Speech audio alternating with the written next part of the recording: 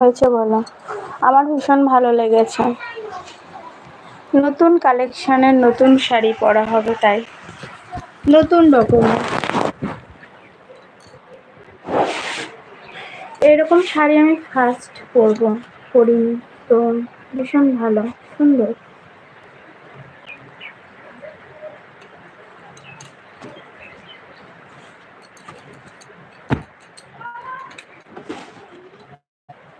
সুন্দর, কেমন লাগছে তোমাদেরকে বলো। আর মিঠাই দুটো প্যান্ট আর মিঠাই জামা পরে আছে।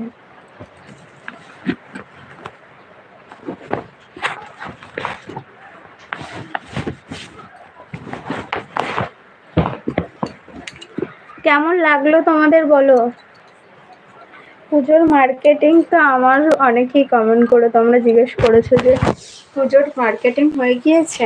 আমার সত্যি এখনো আমার শাশুড়ি ফার্স্ট, আমার মা দিয়েছে টাকা, বাট ওখানে গিয়েছিলাম বাপের বাড়িতে, তো টাকা দিয়ে দিয়েছিল কেনার জন্য, কিনে নিই, টাকাটা রয়েছে। তারপর আমার শাশুড়ি শাড়ি দিল। তো এমনি ইচ্ছা আছে, বিয়ের আগে চুড়িদার পরেছি, বিয়ের পরে এখনো পর্যন্ত পরা হয়নি, তো ইচ্ছা আছে। তো আমার হাজব্যান্ডের খুব একটা পছন্দ নয়, ভাবতাম, তো নিজের থেকেই বললো যে শাড়ির থেকে চুড়িদারই ভালো, সেফ থাকে। তো ঠিক আছে, কোনো ভালোই তো, না পরার কি আছে। তো নিজের থেকেই বললো যে ঠিক আছে এবারে পুজোয় দেওয়া হবে। তো এবার ভীষণ অসুবিধার মধ্যে আমরা যাচ্ছি, জানি না কি হবে। তো আবার মাঝে মাঝে মনে হচ্ছে থাক, বিয়ের পরে কখনো চুড়িদার পরিনি, পরবো, কেমন একটা নিজের একটা কেমন একটা লাগছে, থাকে নেবই না চুড়িদার, এরকম মনে হচ্ছে। কিন্তু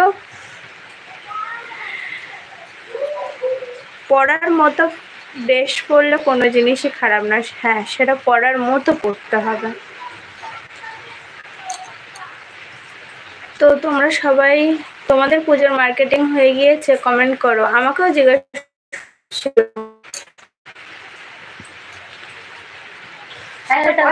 হ্যাঁ ভালো হয়েছে।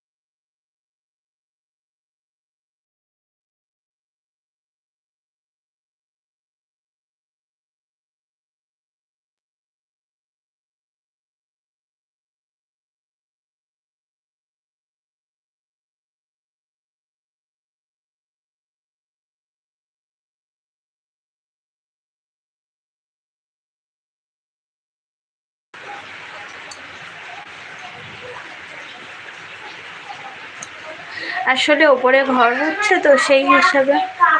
এ না, এ শোন, এখানে শোন, এই বাবাই, এই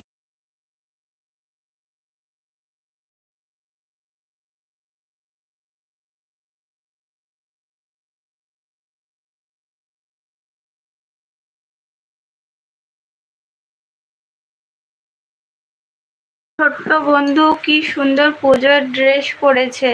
কে দিয়েছে সোনাটা, বলে দাও তো বন্ধুদেরকে। দাদা। ওর ঠাম্মি কিনে এনেছে, দেখো কেমন হয়েছে। আমার দাদা মুখে এনেছে। দাদা আর ঠাম্মি দুজনেই সমান, একই, কোনো একই।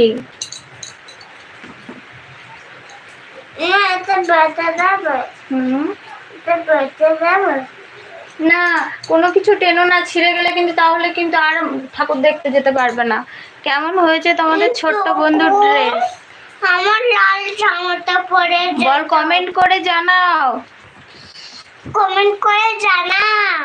আমার ঠাম্মি দিয়েছে, আমার ঠাম্মি দিয়েছে, দাদাম কিনে। বলো দাদাম ঠাম্মি মিলে দিয়েছে, দাদাম ঠাম্মি মিলে। বল তোমাদের পুজোর মার্কেটিং হয়ে গেছে? তোর পুজোর মার্কেটে ওরকম হয়ে গেছে, এরকম জামা হয়ে গেছে। মিঠাইয়ের কথা ধরন হলো এটা। বল তোমাদের, বল আমাকে কেমন লাগছে, ওকে কেমন।